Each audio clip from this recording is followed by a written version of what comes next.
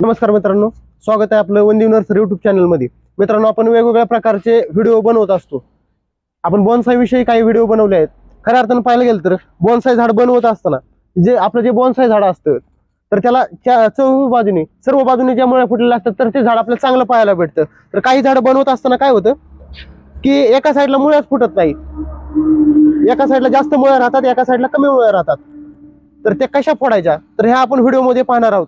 कारण बोन्साई बनवण्याच्या अनेक पद्धती आहेत। प्रत्येक जण आपल्या वेगवेगळ्या पद्धतीने बोन्साई बनवत असतो। प्रत्येकाची बोन्साई बनवण्याची पद्धत वेगवेगळी असते। खऱ्या अर्थानं मी जे अनुभवातून ही बोन्साई झाडं बनवतोय, मला जे अनुभव आले कशा प्रकारे मुळे फोडायची, कशा प्रकारे मुळे फोडण्यासाठी झाड प्रवृत्त करायचं, म्हणजे माझ्या अनुभवाप्रमाणे मी ही झाडांना मुळ्या कशा फोडायच्या, जे खोड असतं ते खोड डौलदार कसं बनवायचं, तर हे आपण ह्या व्हिडिओमध्ये पाहणार आहोत। मित्रांनो, कसं आहे, आता हे झाड आपण पाहतोय तर ह्या झाडाला काय झालंय, चौ बाजूने अशा मुळ्या फुटल्यात, तेव्हा आपल्याला हे झाड एकदम दिसायला सुंदर आणि भारी दिसतंय। अशाच प्रकारे आपलं बोन्साईचं खोड या झाडाप्रमाणे कसं डौलदार होईल तर आपण ह्या व्हिडिओमध्ये पाहणार आहोत।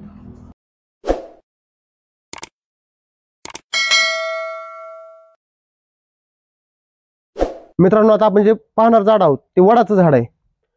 कसं आहे, वडाचं झाड बनवण्यासाठी एकदम सोपं जातं वडाचं बोन्साई बनवण्यासाठी। कारण वड हा छाटणीला चांगल्या प्रकारे प्रतिसाद देतो। आपण किती वेळा छाटणी केली, किती काय केलं तरी झाड ते तग धरून राहतं। म्हणजे आपल्याला जास्तीत जास्त त्याला आकार देण्यासाठी, त्याच्यावरती काम करण्यासाठी ते सशक्त झाड आहे। त्यामुळे मी जास्त करून वडाच्या झाडाचे बोन्साई जास्त बनवत असतो। आता या ठिकाणी हे आपण वडाचं झाड घेतलेलं आहे, हे बोन्साईचं काम याच्यात चालू आहे। आता काय झालंय मित्रांनो, तर ह्या साईडने पाहायला गेलं तर ह्या साईडने मुळ्या फुटलेल्या आहेत, चांगले 1 2 3 ह्या ठिकाणी मुळ्या फुटलेल्या आहेत, इथून पण फुटलेले, ह्या साईडने फुटल्यात। पण त्याची पाठीमागची बाजू, या ठिकाणी पाठीमागच्या बाजूला एकही मुळी या ठिकाणी आलेली नाही। तर पुढच्या बाजून झाड दिसतंय, सुंदर दिसतंय, झाडाची खोडाची साईज पण या ठिकाणी चांगली झालेली पुढच्या बाजून पाहायला भेटते। पण पाठीमागची जी बाजू आहे त्या ठिकाणी कुठंच आपल्याला मुळी फुटलेली दिसत नाही। या ठिकाणी तर फुटली होती, मी छोटासा काप त्या ठिकाणी घेतला होता।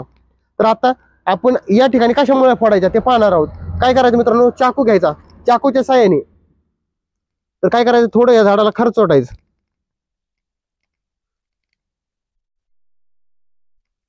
अशा प्रकारे आपण ह्याला चाकूच्या साहाय्याने खरचटून घ्यायचं, छोटे छोटे काप घ्यायचे। याने काय होतं की झाड मुळी फुटण्यासाठी प्रवृत्त होतं। आणि त्या ठिकाणी ज्या ठिकाणी आपण काप घेतलेला आहे छोटा छोटा, तर त्या ठिकाणी ही मातीने ते खोड झाकून टाकायचं।